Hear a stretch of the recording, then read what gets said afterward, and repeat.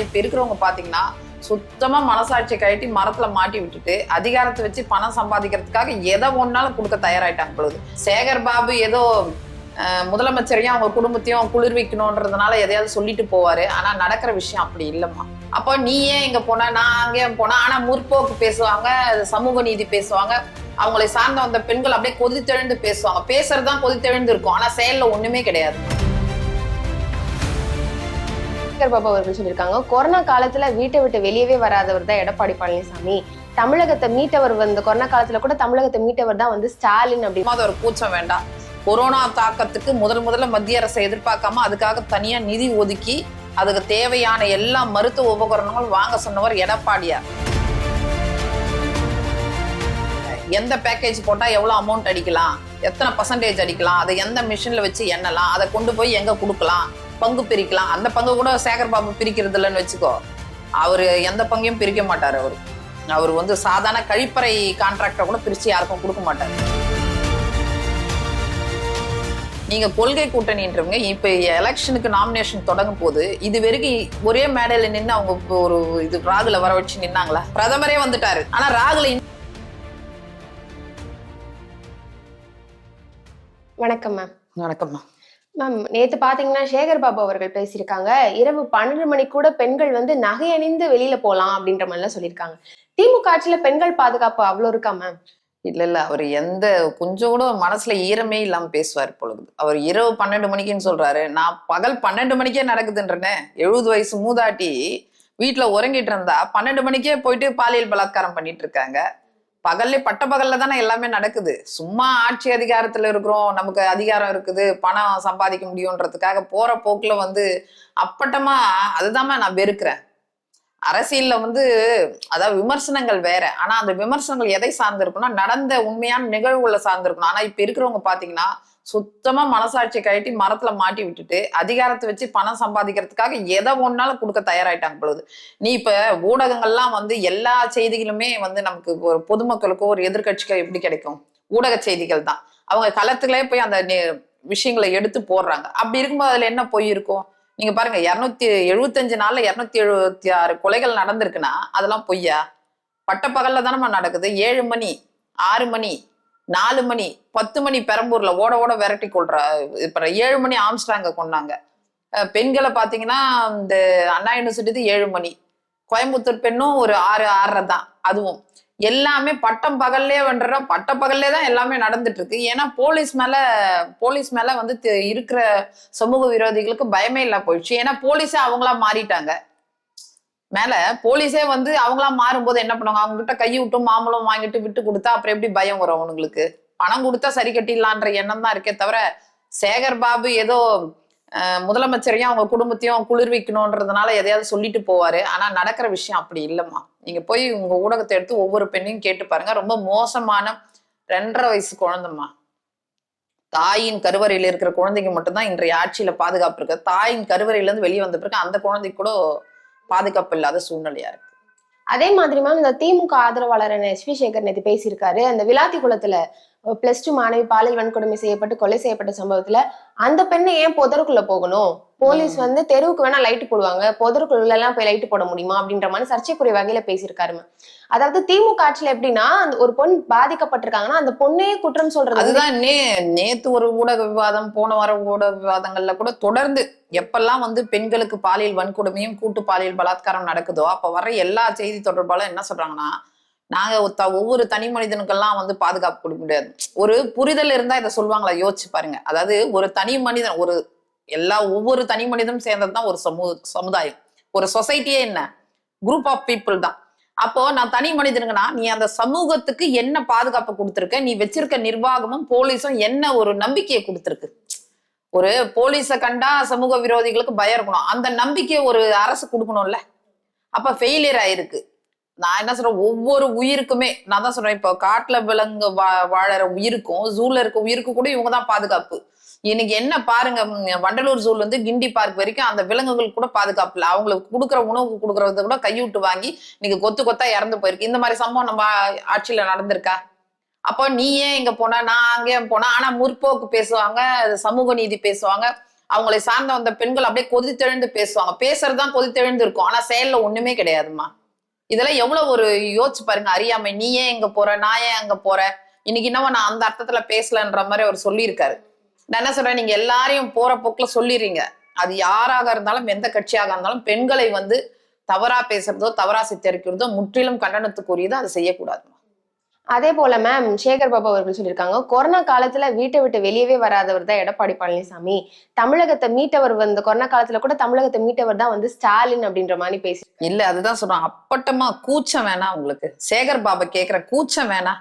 கொஞ்சமாவது கூச்சமாவது இருக்கணுமா? அரசியலுக்கு வந்துட்டா அரசியல் அடிப்படை நாகரிகம் இருக்கணும், கூச்சம் இருக்கணும். கொரோனா அலையில முதல் அலையில ஒட்டுமொத்த மாவட்டத்துக்கு எல்லாருமே சொன்னாங்க வேணாம், ஏன்னா அந்த தாக்கம் எப்படி இருக்கும்னு தெரியாது. ஒவ்வொரு வயது உள்ளவர்களுக்கும் ஒவ்வொரு மாதிரி தாக்கம், குழந்தைகளுக்கும் வயது முதியோர்களுக்கும் உடனடியா தாக்கக்கூடியது அறுவை சிகிச்சை, இப்படி ஒவ்வொன்றும் சொல்லும் போது வேண்டான்னு எங்களுடைய அமைச்சர்கள் சொல்லும் போது கேவலம். எல்லா கொரோனாக்காக மொத்தமா ஆய்வு கூட்டம் நடத்தினாரு. அதான் அவங்க அரசியல படிச்சாதானம்மா கமிஷன், கலெக்ஷன், கரப்ஷன் எல்லாம் படிச்சுட்டு இருக்காங்க. எந்த பேக்கேஜ் போட்டா எவ்வளவு அமௌண்ட் அடிக்கலாம், எத்தனை பர்சன்டேஜ் அடிக்கலாம், அதை எந்த மிஷின்ல வச்சு எண்ணலாம், அதை கொண்டு போய் எங்க கொடுக்கலாம், பங்கு பிரிக்கலாம். அந்த பங்கு கூட சேகர் பாபு பிரிக்கிறது இல்லைன்னு வச்சுக்கோ. அவரு எந்த பங்கையும் பிரிக்க மாட்டாரு. அவர் வந்து சாதாரண கழிப்பறை கான்ட்ராக்டை கூட பிரிச்சு யாருக்கும் கொடுக்க மாட்டாரு. அது ஒரு பெரிய பஞ்சாயத்தே போகுது வட சென்னையில. நான் வட சென்னைக்கு இவரு தான் ராஜா மாதிரி பேசிட்டு இருக்காரு. கொரோனா காலத்துல வெளியே வரலன்னு சொல்றாரு. கொஞ்சமாவது ஒரு கூச்சம் வேண்டாம். கொரோனா தாக்கத்துக்கு முதல்ல மத்திய அரசை எதிர்பார்க்காம அதுக்காக தனியா நிதி ஒதுக்கி அதுக்கு தேவையான எல்லா மருத்துவ உபகரணங்களும் வாங்க சொன்னவர் எடப்பாடியார். சேகர் பாபு வந்து முதலமைச்சரை கூல் பண்ணோன்னு எதையாவது சொல்லிட்டு இருப்பாரு. அதனால அவர் சொல்ற பொய்யெல்லாம் உண்மையாயிடாது. ஆனா நாட்டு மக்களுக்கு தெரியும்ல, நிறைய பேர் பப்ளிக்கே சொல்றாங்களே, கொரோனா காலத்துல எடப்பாடியார் நல்லா செஞ்சாரு, வீட்டுல எங்களுக்கு தேவையான வீடு தேடி கொண்டு போய் கொடுத்துமா. இரண்டாவது அலையிலாவது உங்களுக்கு ஒரு புரிதல் வந்திருக்கும். முதல் அலையில என்ன புரிதல்? ஐசோலேஷன் வார்டு வைக்கிறது, சும்மா காத்துல பரவுது, எங்க ஒட்டிக்கும் ஏது ஒட்டிக்கும்ன்றது எவ்வளவு ஒரு பதட்டம். ஒரு எமர்ஜென்சி போலதான், அதுவும் ஒரு மெடிக்கல் எமர்ஜென்சி தான். அந்த சூழ்நிலையை எவ்வளவு அழகா கையாண்டாரு. எல்லா இடங்களிலும் ப்ளீச்சிங் பவுடர் போடுறது, தெளிப்பான்களை வச்சு பண்றது, பொது சுகாதாரத்துறை விஜயபாஸ்கர் அவர்களும் சரி, உள்ளாட்சியை சேர்ந்த வேலுமணி சார், இப்படி எல்லாருமே ஒருங்கிணைஞ்சு எடப்பாடியார் தலைமையில எல்லா ஐஏஎஸ் ஆபிசரும் வச்சுதான் செஞ்சோம். 2 ஏஇ ஒரு அமைச்சரை போட்டோம், ஞாபகம் இருக்கா? 15 மண்டலம் சென்னையில மட்டும். அது மட்டும் இல்ல, பெரிய வரப்பிரசாதம் ஒரு ஃபீவர் கிளினிக்னு போட்டாரு, தெருவுக்கு தெருவு. அதனாலதான் கொரோனாவை கட்டுப்படுத்த முடிஞ்சு இந்தியாவுக்கே முன்னோடியா இருந்தோம். அதனால சேகர் பாபு அமெரிக்கால இருந்தாரா, ஆப்கான்ல இருந்தாரா, பாகிஸ்தான்ல இருந்தாரான்னு தெரியல. ஏன்னா அவங்க ஆட்சி இல்லைன்னா எங்கன்னா ஓடிடுவாங்க. அவங்க ஆட்சி இல்லைன்னா எங்கன்னா பக்கத்து மாநிலத்துக்கு ஓடிட்டு போய் ஜாலியா இருந்துட்டு அப்புறம் ஆட்சி அதிகாரம் வந்த பிறகுதான் இங்க வந்து வருவாங்க. அது கூட எதுக்குன்னா மக்களுக்காகல சம்மதம். அதனால சேகர் பாபு வந்து கொரோனாவை பத்தியோ கொரோனா ஆலையில கையாண்டதை பத்தியோ எடப்பாடியாரை பத்தி பேசுறதுக்கு முதல்ல அடிப்படை தகுதி வேணும். அந்த தகுதி சேகர் பாபு கிடையாது. மேம் இப்ப பாத்தீங்கன்னா திமுகல வந்து கூட்டணி கட்சிகள் நிறைய இருக்கு. அது வந்து நாங்க கொள்கை கூட்டணி அப்படின்னு சொல்ற ஸ்டாலின். ஆனா வந்து இருக்கிற கூட்டணி கட்சிகள்லாம் ஒரு அதிருப்தியில இருக்கிற மாதிரியே இருக்கு. நேத்து கூட பாத்தீங்கன்னா தேமுதிகக்கு 6 சீட்டு கொடுக்குறோன்னு சொல்லிட்டு 10 சீட்டு கொடுத்தீங்களே ஏமாத்திட்டாங்கன்னு ஒரு கூட்டணி கட்சி தலைவர் சொல்றாரு. திருமாவளவன் ஒரு அதிருப்தியில இருக்காரு, சண்முகம் ஒரு அதிருப்தியில இருக்காரு. இப்படி அவங்க கொள்கை கூட்டணியே இல்ல அது வெற்றி அடைஞ்சதுனால அதை வந்து கொள்கைன்னு பேர் அவங்க மாத்திக்கிட்டாங்க. எல்லா வெற்றியும் வெற்றி அல்ல, எல்லா தோல்வியும் தோல்வியும் அல்ல. புரியுதா? இப்ப 50 ஓட்டு வித்தியாசத்துல கூட தோத்து போறாங்க. 49, 48 கூட வெற்றி தோல்விகள்லாம் நிர்ணயம் செஞ்சிருக்காங்க. அதனால அதை வெற்றி தோல்வி நம்ம கணக்குல கொள்ளக்கூடாது. அதாவது இந்த கூட்டணியில வந்து இருக்கிறவங்க எல்லாம் இப்ப என்ன பண்ணலன்னா, தலையை விட்டு மாட்டிக்கிட்டோம், தலையை கொண்டு போய் உள்ள மாட்டிக்கிட்டா என்ன பண்ண முடியும்? அது போல ஒரு நிலைமைதான். அடுத்து அவங்களுடைய கடினமான சூழ்நிலைகள்ல அந்த கூட்டணி கூடவே பயணிச்சிருக்கு. சிபிஎம் இருக்கட்டும், கம்யூனிஸ்டுகளாகட்டும், வேல்முருகனும் இருந்திருக்காரு, அடுத்து காங்கிரஸ் இருந்திருக்கு. இப்படி எல்லாம் அவருடைய கடினமான சூழ்நிலையில பயணிச்சு அத்தனை கூட்டணியும் புறக்கணிச்சுட்டு நேத்து வந்து பல்வேறு விமர்சனங்கள் வச்ச தேமுதிக கொடுத்தா யாருமா சும்மா இருப்பாங்க? கம்யூனிஸ்டுகளை கொச்சைப்படுத்துறாரு. திருமாவளவன் அவரு ஒரு என்ன சொல்றாரு, பிஜேபி இல்லாத கூட்டணியில மத சார்பற்ற ஒரு கூட்டணியில தான் நான் இருப்பேன்றாரு. அவரு எவ்வளவு கொச்சைப்படுத்துறீங்க? அடுத்து வாக்குறுதி கொடுத்துட்டு நம்பிக்கை துரோகம் எவ்வளவு பண்றீங்க? இப்ப தனி அரசு பாருங்க, நேத்து அழைச்சு அன்சாரியும் கருணாசும் வச்சு நீங்க வந்து ஒரு வாக்குறுதி கொடுத்துடுறீங்க. எல்லாமே முடிவாயிட்டு எல்லாம் ஆல்மோஸ்ட் ஃபைனல் ஆகிற நேரம் அவருக்கு இல்ல சீட்டுன்றீங்க. அது எவ்வளவு பெரிய முதுகுல குத்துற விஷயம். உங்களை நம்பி இருக்கிறவங்களுக்கு 6 சீட்டு கொடுத்தவங்கள 5 வாங்கிக்கங்க, 4 வாங்கிக்கங்க, 2 வாங்கிக்கங்க. கமல் எனக்கு வேணவே வேணான்ட்டார் கௌரவமா. ஏன் சொல்லு, 2 வாங்கி எதுக்கு அசிங்கப்படுறது? அவருக்கு தேவை ஒரு ராஜ்யசபா, அதை கொடுத்துட்டாங்க. அவர் ஒத்தாலா சுத்திட்டு வருவாரு, அவ்வளவுதான். அவர் நம்பி வந்த கேடர்ஸ் எல்லாருமே 3/4 பேர் போயிட்டாங்க. அவருதான் ஒரே ஒரு ஆள் இருக்காரு ஒற்றை முகமா ஒரு நடிகர் என்ற பெயர்ல. இப்படி எல்லாருக்குமே எல்லா கருத்து வேறுபாடுகளும் இருக்கு. ஏன் காங்கிரஸ்ல இன்னுமே ராகுல் நேரு இப்ப நாங்க 3 கூட்டம் நடத்திட்டோம். மதுராந்தகத்துல இருந்து மதுரையில இருந்து எல்லா இடத்துலயும் பிரதமர் வந்த பிறகு எல்லாமே கூட்டணி கட்சிகளோடு மேடை போட்டு ஒரு பெரிய மாநாடு மாதிரி நடத்திட்டோம். நீங்க கொள்கை கூட்டணின்றவங்க இப்ப எலெக்ஷனுக்கு நாமினேஷன் தொடங்கும் போது இது வரைக்கும் ஒரே மேடையில நின்று அவங்க ஒரு இது ராகுல வர வச்சு நின்னாங்களா? பிரதமரே வந்துட்டாரு, ஆனா ராகுல இன்னும் வர வைக்க முடியலன்னா அப்ப அவங்களுக்குள்ள இன்னும் நீர் பூத்த நெருப்பா தான் இருக்கு, புகைச்சல் இருந்துட்டே இருக்கு. ஆனா என்னன்னா தலையை விட்டுட்டோம். இப்ப தனியரசே என்ன சொல்றாரு, நான் வேற எங்கேயுமே போக கூடாதுன்னு திட்டமிட்டு எனக்கு கவுத்து விட்டுட்டாங்கன்றாரு. வேல்முருகன் என்ன சொல்றாரு, இது வந்து மக்கள் பிரதிநிதி தேர்ந்தெடுக்கப்பட்ட மக்கள் பிரதிநிதிகளால் நடக்கிற அரசு கிடையாது, பியூரோகிராட்ஸ் அரசு. அமைச்சர்களுக்கே இங்க மரியாதை இல்ல, அதிகாரிகள் தான் ஆட்சியை நடத்துறாங்க, இதெல்லாம் நான் தோல் உரிப்பேன்றாரு வேல்முருகன். 5 வருஷம் இந்த வேல்முருகன் நான் கேள்வி கேட்டேன்ற ஒரே காரணத்துக்காக தான் எனக்கு வந்து சீட்டு கொடுக்கலன்றாரு. சிபிஎம் இரட்டை இலக்குல கேட்போம், என்ன நாங்க என்ன குறைஞ்சு போயிட்டோம், ஆனா எங்க உணர்வுகளை புரிஞ்சுக்கணும்ன்றாரு. காங்கிரஸ் செல்வ பெருந்தொகை கிறிஸ்டோடங்கர்ல இருந்து எல்லாருமே கடைசி நிமிஷம் வரைக்கும் அதிருப்தி தான், யாருக்குள்ளயும் யாரும் ஒற்றுமை இல்லை. ஆனா திமுக ஒரு அதிகாரம் அமைதியில இருக்காங்க, இது அப்படியே கண்டினியூ ஆகும், நம்ம கொள்ளடிச்ச பணத்தை கொடுத்து மக்களுக்கு சாதனை பட்டியல் இல்லாதவங்க வந்து பட்டியலை தான் சாதனையா வச்சிருக்காங்க. நம்ம எம்ஆர் விஜயபாஸ்கர் போய் புகார் கொடுத்திருக்காரு, புகார் கொடுத்தா 45 பட்டியலை வச்சிருக்காங்க. ஏன்னா அவங்க கிட்ட சாதனை இல்லை. அது மட்டும் இல்லை, இப்போ 194 இடங்களுக்கு எடப்பாடியார் போறாரு, தைரியமா போறாரு, அந்த மக்கள் இருக்கிற இடத்துக்கு சென்டர் பாயிண்ட்டுக்கே போய் பேசுறாரு.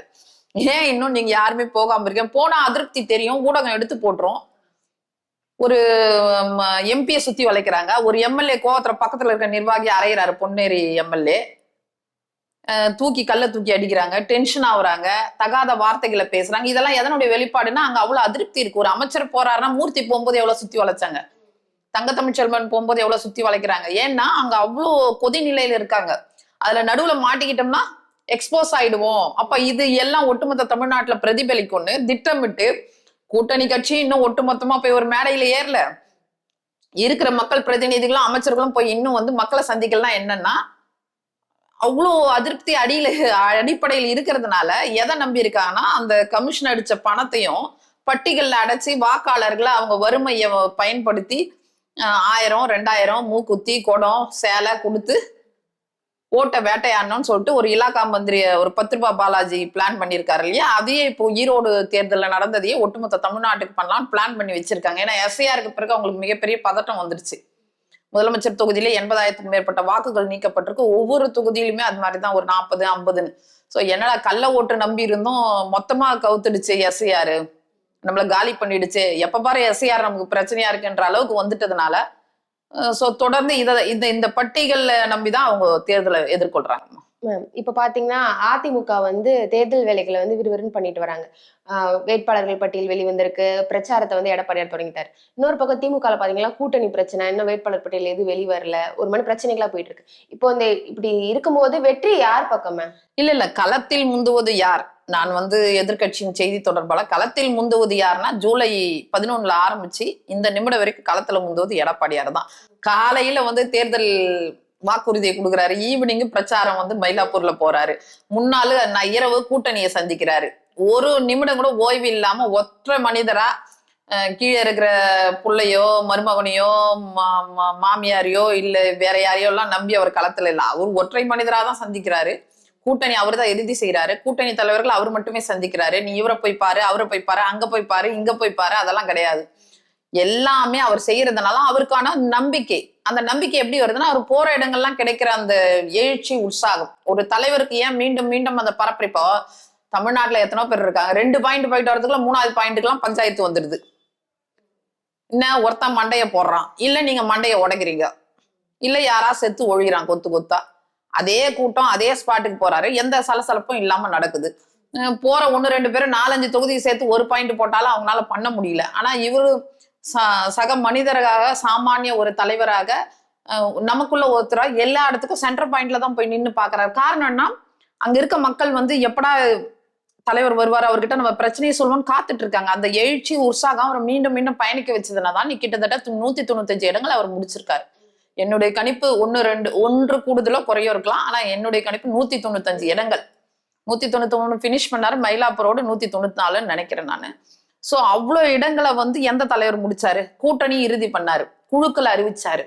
வேட்பாளர் பட்டியல் முதல்ல அறிவிக்கிறோம், தேர்தல் வாக்குறுதி அறிவிச்சிட்டோம். 297 வாக்குறுதிகள், அற்புதமான வாக்குறுதிகள் நம்ம வந்து கொடுத்துருக்கோம்.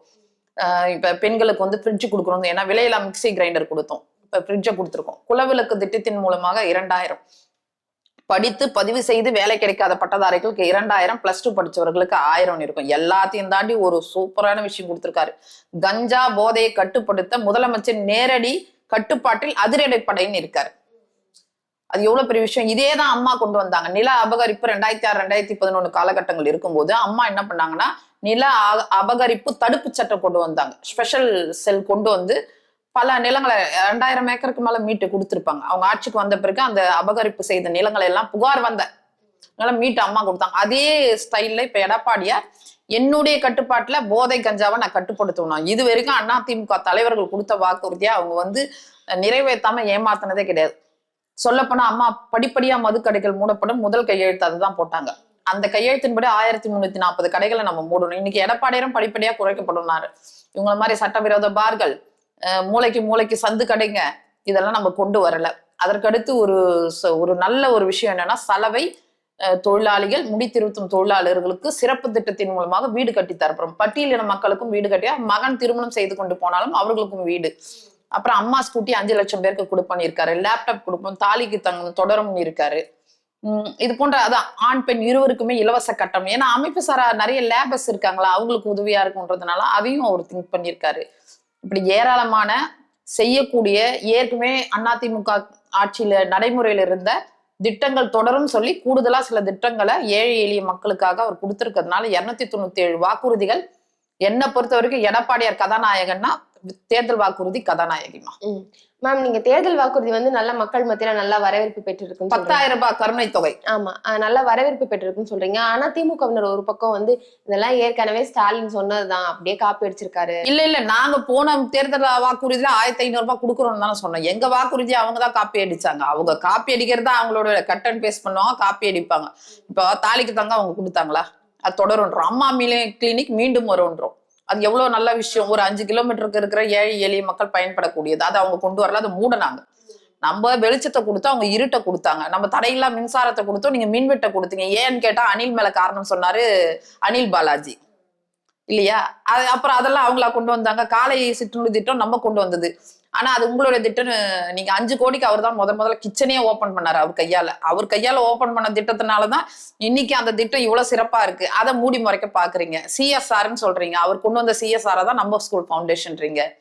வீடு தேடி மருத்துவம்ன்றதை எடப்பாடியார் கொரோனா காலகட்டத்துல கொண்டு வந்தது. அதை நீங்க வந்து வீடு தேடி மருத்துவம் ஆக்கிட்டீங்க. எல்லாமே நம்ம கொண்டு வந்த திட்டங்களுக்கெல்லாம் பேரை மட்டும் மாத்தி ஸ்டிக்கர் போட்டு கூட்டு குடிநீர் திட்டங்கள்ல இருந்து உள்கட்டமைப்புல இருந்து எல்லாம் அவங்கதான் ரிப்பன் கட் பண்ணிட்டு இருக்காங்களே தவிர சொல்லிக்கிற மாதிரி ஒரு விஷயம் கொண்டு வரல. அந்த மின்சார கட்டணம் ஆகட்டும், இன்னைக்கு ஏறி இருக்கிறது 67%. வரி உயர்வு, இதெல்லாம் மக்கள் கொந்தளிப்புல இருக்காங்கம்மா. சும்மா நம்ம வந்து 300 கோடி கொடுத்த திட்டத்துக்கும் துதி பாடுறதுக்கும் ஆள் வச்சுட்டா போதுமாம்மா. களத்துல இருக்க மக்கள் கஷ்டப்படுறாங்கல்ல, வெட்டு என்னைக்கு உயிரை கையில பிடிச்சிட்டு வாழறாங்களாம்மா. ஒவ்வொரு குடும்பமும் என்ன நடக்கும், நாளைக்கு என்ன நடக்கும், இந்த குழந்தை பாதுகாப்பா இருக்குமா, அந்த குழந்தை பாதுகாப்பா இருக்குமா, எவன் கழுத்து மேல கத்தி வைப்பான்னு ஒவ்வொரு நாளும் வயிற்றுல நெருப்ப கட்டிட்டு பெற்றோர்கள் இருக்கிறதுனால இன்னும் கனவு கூட அவங்க ஆட்சிக்கு வருவோம்னு கனவு கூட அவங்க காண்றதுக்கு கூட அவங்களுக்கு தார்மீக உரிமை இல்லாத அளவுக்கு அவங்களே அந்த நிலையை உருவாக்கிட்டாங்க. அந்த தார்மீக அடிப்படைன்னு ஒண்ணு இருக்கும். அதை கூட அவங்க வந்து ஒரு குறைந்தபட்ச தார்மீக அடிப்படை கூட இன்னும் கனவு காண்றதுக்கு கூட அவங்களுக்கு கிடையாது. அந்த அளவுக்கு மோசமான ஆட்சி, ஒரு அவலமான ஆட்சி. 2006, 2011 காலகட்டத்தின் ஒரு 2.0னா கண்டிப்பா இந்த ஆட்சி அதமா இருக்கும். பல்வேறு கருத்துக்களை பகிர்ந்து கொண்டமைக்கு நன்றி.